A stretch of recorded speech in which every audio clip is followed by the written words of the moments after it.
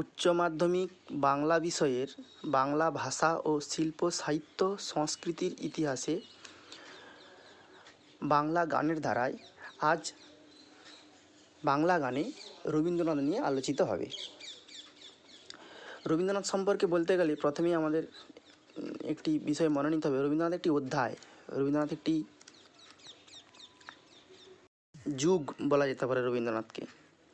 না, 19 শতকের দ্বিতীয়ার্ধে বাংলা জুড়ে রাগ সঙ্গীতের প্রসার নাগরিকত্বের বৃত্তে এসে লৌকিক সঙ্গীতের বিভিন্ন ধারা নতুন রূপ পরিগ্রহণ করে। এই সময় ইউরোপীয় ভাবধারার প্রচণ্ড অভিঘাত এবং স্বাদেশিকতার অভ্যুত্থানও ঘটে।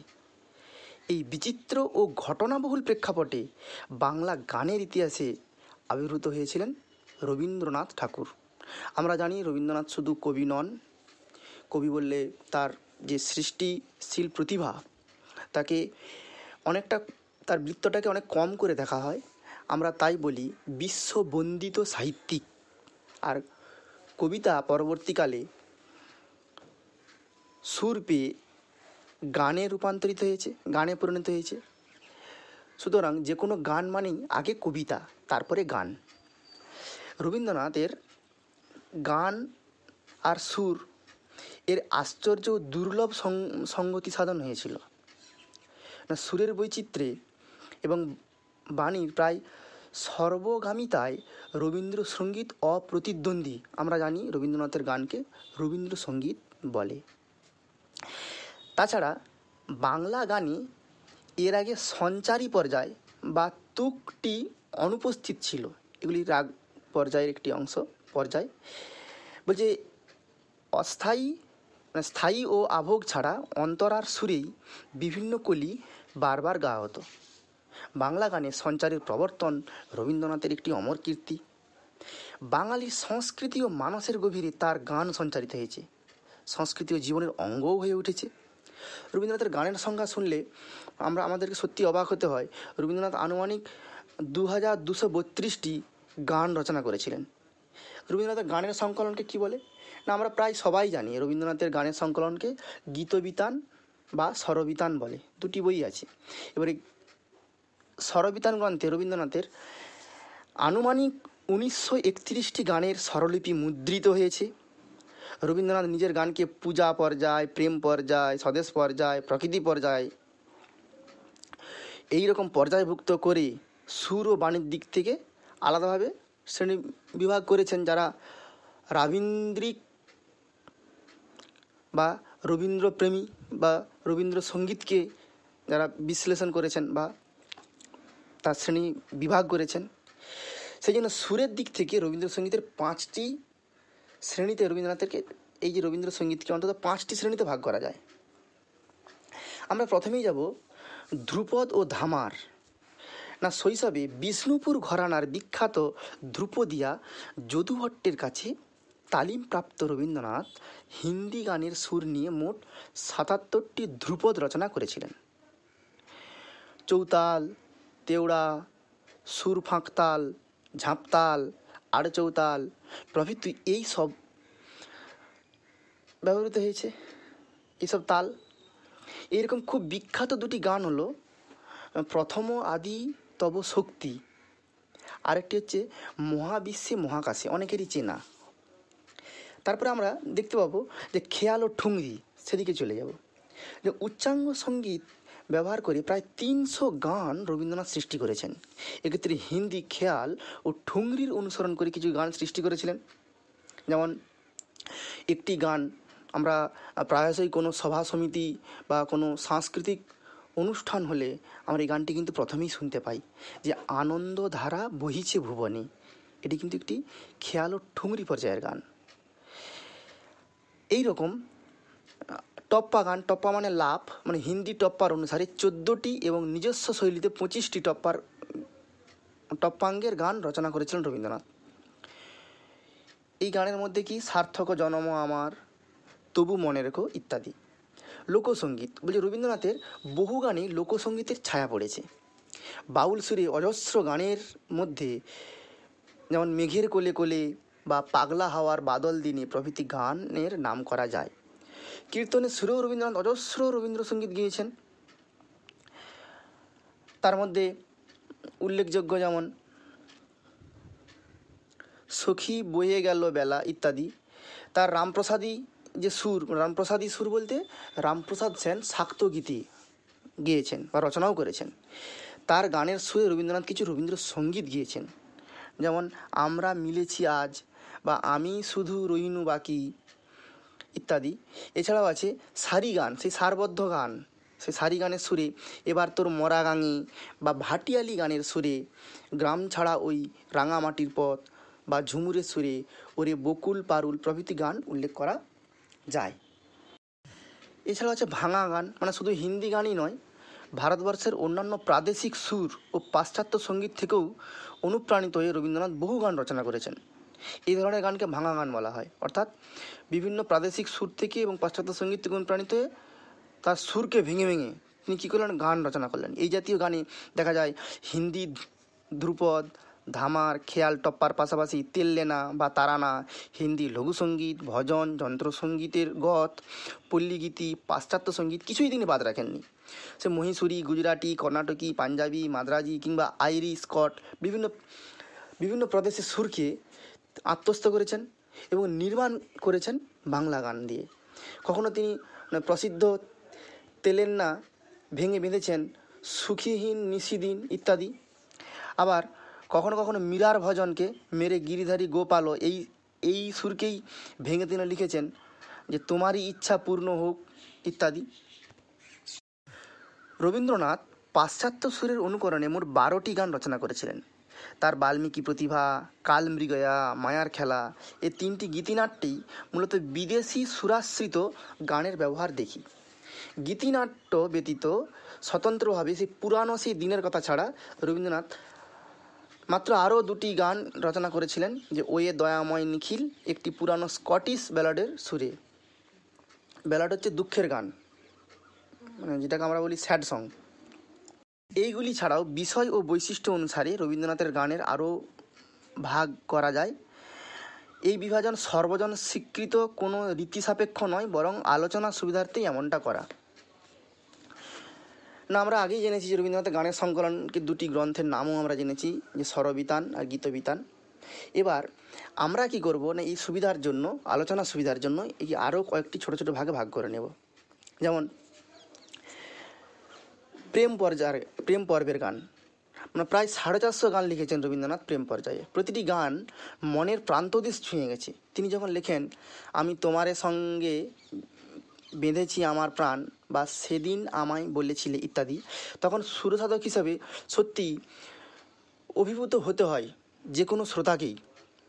পূজা পর্যায়ের গান কি না, পূজা পর্যায়ের গানে রবীন্দ্রনাথ তথাকথিত আধ্যাত্মিক ব্যক্তি না থাকলেও তিনি পূজা পর্যায়ের গান রচনা করেছেন।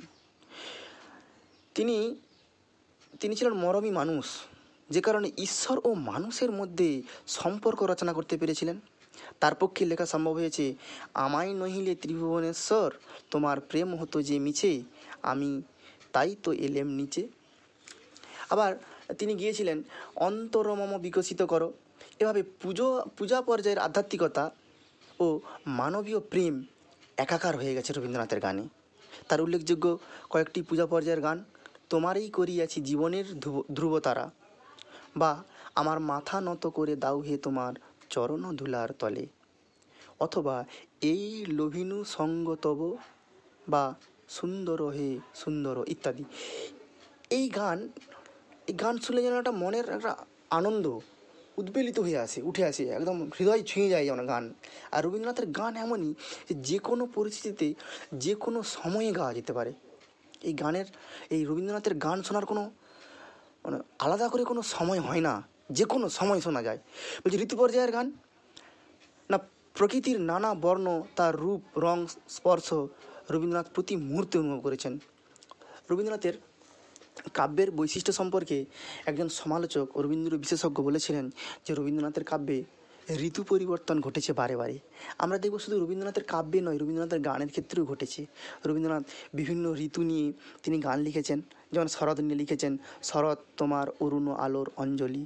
আবার বসন্তকাল নিয়ে তিনি লিখেছেন যে এসো এসো বসন্ত ধরাতলে, কিংবা এমনই বরষা ছিল সেদিন, শিয়রে প্রদীপ ছিল মলিন ইত্যাদি।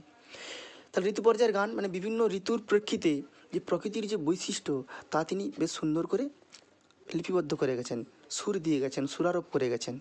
স্বদেশী সঙ্গীত, রবীন্দ্রনাথ ছিলেন স্বদেশপ্রেমী। তার স্বদেশ প্রেমমূলক গানগুলির মধ্যে উল্লেখযোগ্য হলো হেমর চিত্তে পুণ্য তীর্থে জাগর ধীরে, অথবা যে জাতীয় সঙ্গীত আমরা প্রত্যেক দিন বিদ্যালয়ে প্রার্থনা সঙ্গীত হিসেবে গাই, সেই জাতীয় সঙ্গীত কিন্তু জনগণ মন অধিনায়ক জয় হে ভারত ভাগ্য বিধাতা। এই যে এই গান, এগুলি কিন্তু স্বদেশী সঙ্গীত, স্বদেশ প্রেমমূলক গান। আবার তিনি লিখেছেন বাউল আঙ্গিকের গান। বাউল গান ছিল রবীন্দ্রনাথের খুব প্রিয় বিষয়। তিনি বাউল আঙ্গিকে বেশ কিছু গান লিখেছেন।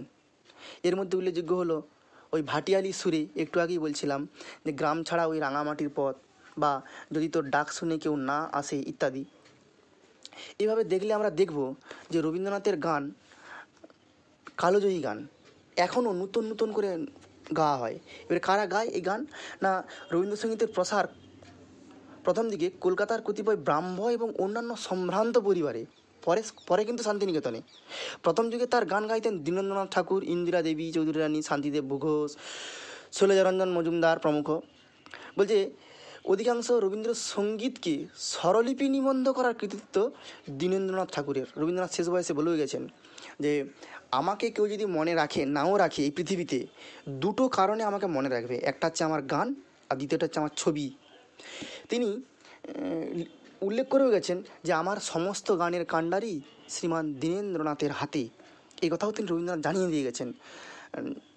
রবীন্দ্রসঙ্গীতকে আপামর বাঙালির কাছে প্রথম জনপ্রিয় করেন এই পঙ্কজ মল্লিক, কাননবালা বা KL সাইগল প্রমুখ। পরবর্তী সময়ে যাদের সুকণ্ঠ গায়ন কৌশলে রবীন্দ্রসঙ্গীত বাঙালির প্রাণের স্পন্দন হয়ে উঠল, তাদের মধ্যে সন্তোষ সেনগুপ্ত, দেবব্রত বিশ্বাস, হেমন্ত মুখোপাধ্যায়, সুবিনয় রায়, অশোকতরু বন্দ্যোপাধ্যায়, অর্ঘ্য ঘোষ, দ্বিজেন মুখোপাধ্যায়, চিন্ময় চট্টোপাধ্যায়, সাগর সেন, কিশোর কুমার, সাহানা দেবী, উমা বসু, সুচিত্রা মিত্র, কণিকা বন্দ্যোপাধ্যায়, নীলিমা সেন, রাজেশ্বরী দত্ত, ঋতু গুহ, পূর্বা দাম, গীতা ঘটক প্রমুখ বিশেষ উল্লেখযোগ্য। তবে রবীন্দ্রনাথ তার গান তার বিভিন্ন নাটকে ব্যবহার করেছেন। এটা রবীন্দ্রনাথের গানের ক্ষেত্রে এক বিশেষ বৈশিষ্ট্য যে রবীন্দ্রনাথ তার নাটক, সে নাটকে কিন্তু এই যেমন বাল্মীকি প্রতিভা একটু আগে বলছিলাম যে তাতে কিন্তু লিখেছেন। আবার রবীন্দ্রনাথের গানের আরও কতগুলো দিক, সেগুলো না বললেই নয়। যেমন রবীন্দ্রনাথের গানের যেমন ভানু সিংহের পদাবলী, যে রাধাকৃষ্ণ প্রেমলীলা বিষয়ক তিনি গান লিখেছেন 1877 থেকে 1884 খ্রিস্টাব্দের মধ্যে ভানু সিংহ ছদ্মনাম নিয়ে। ভানু সিংহ রবীন্দ্রনাথ ঠাকুরের ছদ্মনাম। তিনি বৈষ্ণব পদাবলীর অনুকরণে রবীন্দ্রনাথ মোট 22টি পদ রচনা করেছিলেন। ব্রজবুলি ভাষা বলতে তোমরা 11-এ পড়ে এসেছিলে যে ব্রজধামের ভাষা, ব্রজের ভাষা। সেই ব্রজবুলি ভাষায় রবীন্দ্রনাথের এই প্রথম ও শেষ কাব্য প্রচেষ্টা তিনি করেছিলেন। যে বর্তমানে অবশ্য মাত্র 9টি পদই গান হিসেবে ব্যবহার করা হয়, যেমন যে গহন কুসুম কুঞ্জ মাঝে বা আজু সখী মুহু মুহু ইত্যাদি। এছাড়াও আনুষ্ঠানিক সঙ্গীত, শান্তিনিকেতনে আশ্রমিক জীবনে নানা উৎসব অনুষ্ঠানকে কেন্দ্র করে রচিত বিভিন্ন গানকেই রবীন্দ্রনাথের লেখা আনুষ্ঠানিক গান বলা যেতে পারে। যেমন জন্মদিন উপলক্ষে গাওয়া হয় যে হে নূতন দেখা দিক আরবার ইত্যাদি, বা প্রেমের মিলন দিনে বিবাহ উপলক্ষে গাওয়া হয়, অথবা মৃত্যুদিন উপলক্ষেও গাওয়া হয় নয়ন ছেড়ে গেলে চলে। এই রকম আবার হাস্যরসাত্মক গানও আছে রবীন্দ্রনাথের। যেমন রবীন্দ্রনাথ তার বিভিন্ন গীতিনাট্য বা নৃত্যনাট্য বা নাটকের প্রয়োজনে সামান্য হাস্যরসাত্মক গানও লিখেছেন। যেমন অভয় দাও তো বলি চিরকুমার সভা বলে একটি নাটক আছে, সেখানে তিনি লিখেছেন। আবার বিনি পয়সায় ভোজ, সেখানে তিনি লিখেছেন যদি জোটে রোজ এমনই ইত্যাদি। আবার শিশু সঙ্গীত, রবীন্দ্রনাথ অনেক গানই শিশুদের উপযোগী। যেমন আজ ধানের ক্ষেতে রৌদ্র ছায়ায়, বা মেঘের কোলে রোদ হেসেছে, বা আলো আমার আলো ওগো, বা আমরা সবাই রাজা। এই বহু গান চর্চিত গান, এগুলো মানুষের মুখোমুখি ঘোরে। আচ্ছা, এছাড়াও আছে তার কবিতার গান। রবীন্দ্রনাথের কিছু গান মানে প্রথমে কবিতা হিসাবে লিখিত হয়েছিল, পরে সুর আরোপ করে তাকে গানে রূপান্তরিত করা হয়েছে। সুর, ছন্দ, লয়, আঙ্গিকের দিক থেকে তাকে গান বলে রূপান্তরিত করা হয়। যেমন খাঁচার পাখি ছিল সোনার খাঁচাটিতে, বা কৃষ্ণকলি আমি তারেই বলি ইত্যাদি গানগুলি কিন্তু কবিতা থেকে সুর আরোপ করে গানে রূপান্তরিত করা হয়েছে। এছাড়া উদ্দীপক গান আছে, যেন রবীন্দ্রনাথের বহু গান নেতিবাচকতা পরিহার করে নব উদ্যমী জীবনকে আস্বাদন করতে উদ্দীপিত করে। যেমন বিপদে মোরে রক্ষা করো, বা সর্বখর্ব তারে দহে তব ক্রোধদাহ, অথবা যদি তোর ডাক শুনে কেউ না আসে, ইত্যাদি গান। এই যে আমরা যেই এখন যে পরিস্থিতিতে দিন যাপন করছি, এই পরিস্থিতিতে কি এখন বেঁচে থাকাটাই মানুষের লক্ষ্য। এখানে এই রবীন্দ্রনাথ কিন্তু এখানেও চর্চিত, এই যে বিপদে মোরে রক্ষা করো, এই নহে মোর প্রার্থনা। রক্ষা করার কথা কিন্তু রবীন্দ্রনাথ বলছেন না, যেন ভয় না করি, সদা যেন চিত্তে সাহস জাগ্রত থাকে, এইরকম। আবার মন্ত্রগান, বেদ ও উপনিষদের কিছু মন্ত্রে এবং কিছু পালি মন্ত্রে তাদের নিজস্ব ছন্দ বজায় রেখে রবীন্দ্রনাথ সুর আরোপ করেছেন। যেমন ঋগ্বেদের 9টি মন্ত্র, অথর্ববেদের 1টি মন্ত্র, শ্বেতাশ্বেতর, বৃহদারণ্যক বা ঈশোপনিষদের 1টি করে মন্ত্র এবং 5টি পালি মন্ত্রে তিনি সুর আরোপ করেছেন। সেই উপনিষদের মন্ত্রগুলোকেও যেভাবে তিনি সুরে আরোপ করে গান আকারে পরিবেশন করানোর জন্য দিয়েছেন, সত্যি মানে তা অপূর্ব এবং অতুলনীয়। এছাড়াও তিনি আজীবন সঙ্গীত নিয়ে পরীক্ষা নিরীক্ষা করেছেন। রবীন্দ্রনাথ 6টি নতুন তাল উদ্ভাবন করেছেন। যেমন বিপদে মোরে রক্ষা করো, এই গানে ব্যবহার করেছেন ঝম্পক তাল। বা নিদ্রাহারা রাতের এ গানে ব্যবহার করেছেন ষষ্ঠী। বা গভীর রজনী নামিল হৃদয়ে গানে ব্যবহার করেছেন রূপকড়া। অথবা দুয়ারে দাও মোরে রাখিয়া গানে ব্যবহার করেছেন একাদশী। আবার জননী তোমার করুণ চরণাখানি গানে ব্যবহার করেছেন নবপঞ্চ তালের মতো জটিল তাল। রবীন্দ্রনাথকে সৃষ্টি করতে হয়েছিল সঙ্গীতের বাণীকে যথাযথ মর্যাদা দেওয়ার লক্ষ্যে। এছাড়াও তিনি 7 মাত্রা, 10 মাত্রা, 12 মাত্রার তালও তিনি তার গানে ব্যবহার করেছেন। প্রচলিত সসৃষ্ট মোট 25 প্রকার তাল রবীন্দ্রনাথ তার রচনায় ব্যবহার করেছেন। তাহলে সুতরাং দেখতে পাচ্ছি যে রবীন্দ্রনাথের গান এমনই, যেটা আমাদের কী করে না, আমাদের একটা গভীর প্রশান্তি দেয়। রবীন্দ্রনাথের গানের একটি সুর আছে, এটা রাবীন্দ্রিক সুর বলে। এখনও মানুষ কর্মমুখর জীবনে বা কর্মমুখর জীবনের মাঝে কখনো কখনো যখন ক্লান্ত হয়ে পড়ে, তখন কী করে না, রবীন্দ্রনাথের এই গান বা রবীন্দ্রসঙ্গীত কিন্তু মানুষের মুখে মুখে ঘোরে। এই গানের জন্য রবীন্দ্রনাথ নিজেও স্বীকার করেছেন তাকে পৃথিবীর মানুষ মনে রাখবে। এবং তাই তিনি একটি কবিতায় বলেছেন যে ধরণী আমার প্রণতি গ্রহণ করো। রবীন্দ্রনাথ প্রণাম করেছেন এই পৃথিবীকে। বা রবীন্দ্রনাথ আরও একটি কবিতা আছে 1400 সাল বলে, সেখানে কিন্তু রবীন্দ্রনাথ জানিয়ে গেছেন যে 100 বছর পরেও তাকে নিয়ে চর্চা হবে এই পৃথিবীতে। তিনি বলেছিলেন, আজই হতে 100 বর্ষ পরে কে তুমি বসি পড়িছ মোর কবিতাখানি কৌতূহল ভরে। সত্যি আমরা রবীন্দ্রনাথের গান শুনলে বা রবীন্দ্রনাথকে জানলে আমাদের প্রত্যেককেই হৃদ্য হতে হয়। তাই রবীন্দ্রনাথের একটি গান আছে, সেই গানটি দিয়ে শেষ করব, যে মধুর তোমার শেষ যে না পাই প্রহর হলো শেষ। সত্যি আমাদের জীবনে সূর্য উঠেছে, আবার সূর্যাস্তও একটা সময় হয়ে যাবে, কিন্তু রবীন্দ্রনাথের গানের যে মধুরতা সেটা কোনো দিন শেষ হবে না। তা যেন চিরন্তন বা চিরকাল একইভাবে প্রবহমান হয়ে থাকবে, কালজয়ী হয়ে থাকবে। রবীন্দ্রনাথ এই দিক দিয়ে আমাদের কাছে একটি মাইলস্টোন বলা যেতে পারে। বাংলা গানে রবীন্দ্রনাথ সত্যি অতুলনীয় বা অনবদ্য অবদান রেখে গেছেন সঙ্গীত প্রেমীদের কাছে। আজকে এই পর্যন্তই।